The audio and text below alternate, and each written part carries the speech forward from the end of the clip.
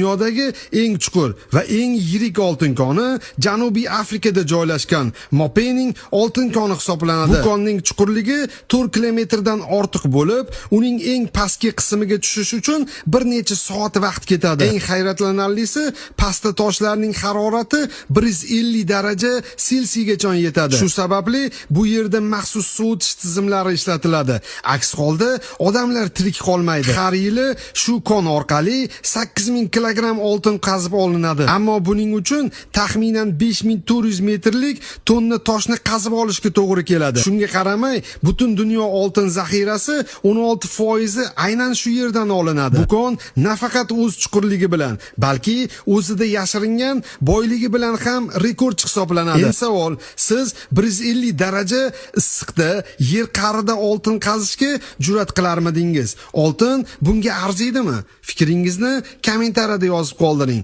Bizni yo'qotib qo'ymaslik uchun like bosib, obuna bo'lishni unutmang.